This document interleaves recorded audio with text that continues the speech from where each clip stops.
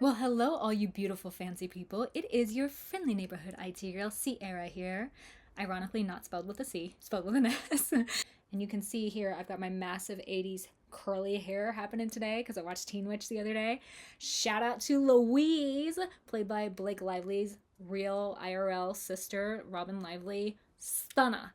Absolute stunner. Let's just dive into the video. But I'm here to spill all the juicy details on what life is like 1 year after graduation from WGU. If you guys are new to here to the channel, welcome. I'm happy to have you. If you guys are OGs, thank you for hanging around as I do research and figure out my life so that I can do this video for you. But basically, we're going to take time to answer all the questions that you guys have been sending me throughout this time of, whether WG was worth it. What did I learn? Was it stuff that was applicable to real life? All these kind of different things. To give you a little bit of a backstory, I finished my last master's class at WGU. I got my bachelor's degree at WGU, then I went back for my master's degree, and all this took pretty much the time of the pandemic. And I finished in February of 2023 with all the schooling. So, it's been a little over a year now being out of school completely, and there has been a lot that has happened. And we're going to start with the very first question that I had gotten from you guys, which is whether or not it prepared me for the job market. And I answered this a little bit previously when I first graduated with my bachelor's degree, and it did. I will say that right now, it did. There was no way for the job market of computers that I would have had any sort of, well, I mean, I did some kind of pre-gaming year education where I did some like web development courses before I started WGU, and that was like once I had enrolled, then I did these courses and then I started. So that was that month in between there. So I could have gotten kind of by with that information. However, for IT purposes and for software development purposes, no, I would not have been able to get by with the information that I had gotten just from that web development course. So it was absolutely worth it in that respect. And not only because of that, but because of the fact that it taught me where to find the information that I would need. Like you can Google every day, all day, and not really find the right type of information sometimes, and you have to know the right questions to ask. So that's what it really helped me do, was to learn how to ask the right questions for this sector in particular. And then on top of that, like I said, it gave me the tools that I needed to go into these interview rooms and be able to answer questions and really sell myself on, knowing what I know. Secondarily, what was it that I needed to know? That's another question. It's like, when you go into these interviews, like, what are they asking? So it really depends on what it is that you're going in for. I know a lot of you guys are going in for security sector. I know some of you guys are going in for software devs. We got people all over the place. Shout down in the comments what it is that you guys are going for in technology. Are you devs? What are you doing? Let me know. I want to know. But so for these different things, you need to know different stuff. And as we all know, the interview process, the application process for these interviews varies wildly, and they want you to know all kinds of different stuff for each one, and you got to be like, oh yeah, I do know this, I do know that, blah blah blah. So I'm going to talk about, because I think we have a lot of, being that this channel is called IT Girl, I think we have a lot of like IT support people here. So I'm going to really focus in on that one. And that one, they want to know a lot of internet protocol stuff and general command line commands.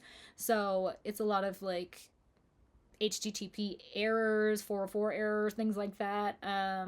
You just need to know what certain command line things are, ping, trace, whatever. So that's what a lot of that is. It's really by the book. So if you can memorize a lot of those things, you're really, really good for IT interviews. In addition, for a lot of the big companies, the main companies, they have a two-parter. So you'll have your technical, and then you'll also have your like your personal one, the one where they want to get to know you as a person. How do you communicate? Like, what is your general style? Do they want to hang out with you, basically? Are you crazy? Do they want to hang out with you? That's where they get all that out of the way. So you really want to, like, I know all of you guys here are super interesting and super personable people, so you won't have a problem with the personal one. It's just the one where you have to like memorize a lot of errors and things, and how you would go about fixing errors. So that's a lot of that. That's a lot of CompTIA stuff. So if you study for the CompTIA, you pretty much be really good with that. You get your CompTIA out of the way, it'll tell you all those things. All right, so now the price. That's another question. People love to know about money on the internet. So the price of WGU, like I said, super duper affordable. Number one, I went there for my bachelor's and I went there for my master's. I got scholarships, I think, for both. I think I got scholarships for both. I definitely got scholarships for my bachelor's degree. And then I think I might have gotten a smaller scholarship. Like, not, it didn't cover, I don't think it, yeah, I think it was just like it covered a portion of the master's. But not as much as it covered for the bachelor's. But even without that, to be honest, crazy affordable college education. Now, what I will say is the drawback to an affordable college is that it is not connections heavy, you know, because you really do need connections in a lot of industries, this one included, to really get your foot in the door for a lot of things, and to really not have to try so hard in interviews, honestly. So that's the downside of going to a more affordable college, is that you're not really going to meet that many people with connections. So just keep that in mind. You're not spending a lot of money, but you may have to work a little bit harder, and you might have not be getting the paycheck that you could be deserving if you don't have those industry connections already. Okay, the other question that I get a lot is, do I need to know tech already to start at WGU? Do I need to know tech already to get into tech? And no, like, you don't have to know anything. I mean, like, eventually you have to know if you're going to try and be selling yourself as an IT person, or as a software developer, or as, you know, whatever, a security expert. It's like, yeah, you kind of need to know it at that point. But to get started, no, you can start from absolutely ground zero. I started from ground zero, and now I know way more than I ever wanted to know and like should know. And in conversations, it gets real awkward when you start talking about computer stuff very animatedly, and people are like, why is she doing that? So yeah, you'll get there. It just takes a lot of time. And to be honest, me having started, I started in June of 2020. That's when my first courses were. And it really wasn't until, I want to say, maybe like March of 2021, where I started feeling comfortable, like really going, like getting stupid with people, like, and talking to other tech people, and like really going deep into stuff. And then it wasn't until almost when I graduated for my master's, probably in like December of 2022, when I really started to feel like, okay, I can have very intelligent, and I mean, I say very intelligent loosely, like, you know, everybody's very intelligent is subjective. So, but like, I felt like very confident in these conversations that I could be having with people regarding tech, probably around then. The imposter syndrome had dissipated. It wasn't there in the beginning at all. You know, you have this curve where I think it's the Dunning-Kruger effect, where you kind of are real overconfident in the beginning, and then as you learn, your confidence like goes way down. And so it wasn't until, like I said, about December of 2022 maybe, where my confidence went back up and I felt competent enough to have pretty in-depth conversations with people about certain things.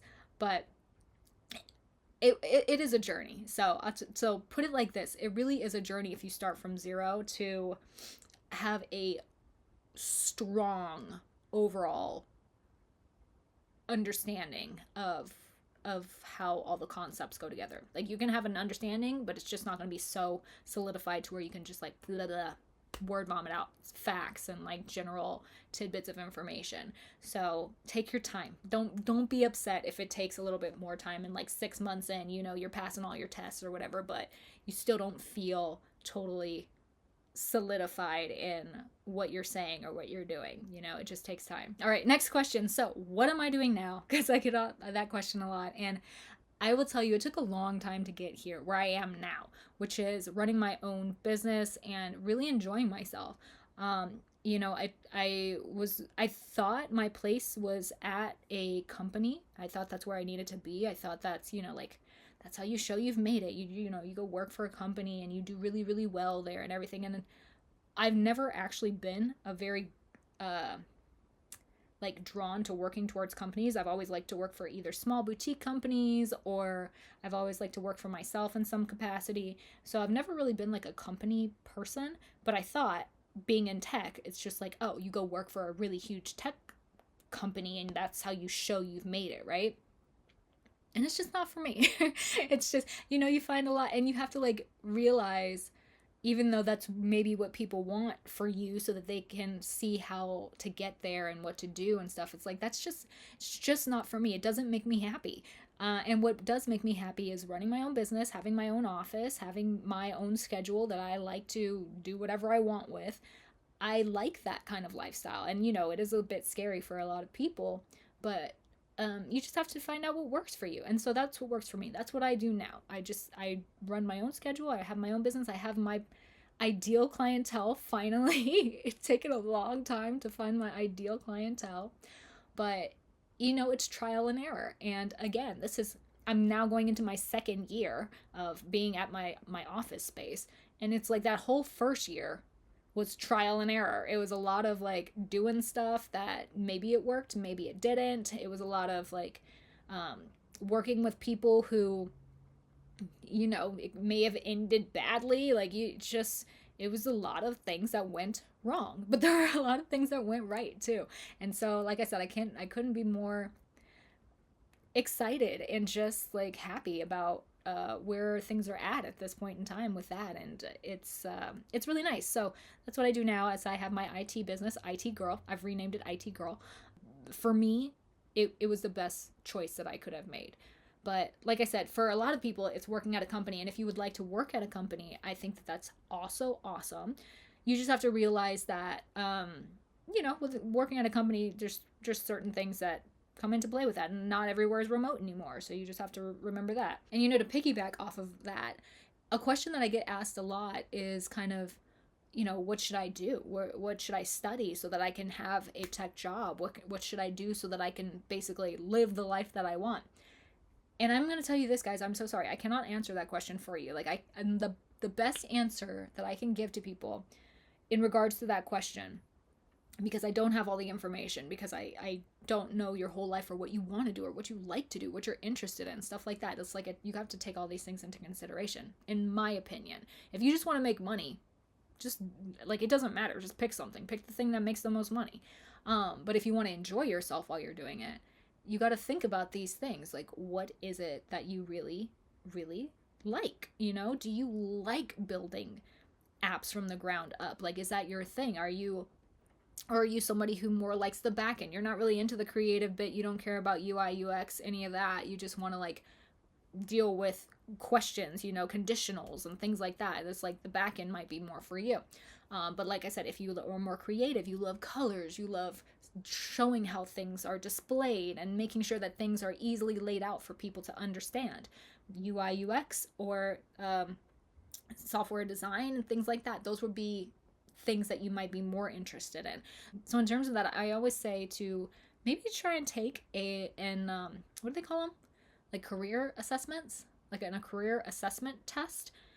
Not because it'll tell you exactly what career to go into, but because it'll tell you the stuff that you like. If you don't know what it is that you like, it's like it'll show you what sort of things you're kind of like leaning towards. Are you more into painting sort of things? You like colors, whatever. So it'll like give you clues as to what you should go into more.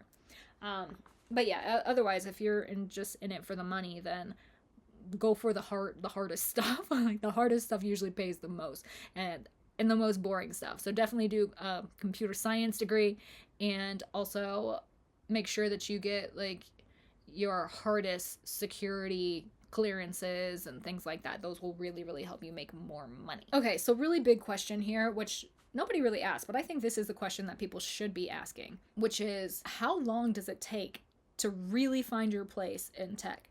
And I'm going to say probably like 3 years. For me, it's been a 3-year process of kind of, like I said, trial and error, like trying out places to see if I work out well there, trying out some other place, just doing different things, being around different types of people. So it took about 3 years for me really to feel like this is where I like to be. And so for you, it could be quicker. For you, it could be longer. But for me, the 3-year mark really, I think, is the one where I'm like, yeah, this is nice. We can be here. So I would say that it's not a quick turnaround fix. Again, a lot of people will do their bachelor's degree in 6 months, but if you're starting from zero, you're not in a job yet. Um, I think it's going to take you a little bit of time to figure out where it is that you really want to live and like just be comfortable in. If you're already in a job and you're just going there to get your degree so that you get paid more, then obviously you're already where you need to be. You're fine. 6 months, you're good. But for everyone else who's like learning and growing and trying to get there, it's like I think a 3-year period is a decent amount of time. Is a decent amount of time to like find your spot. Okay, so that's pretty much all I have for you guys today. It was just a little update to let you know what I feel after having gone to WGU for, so long, and then being out of WGU for the first year.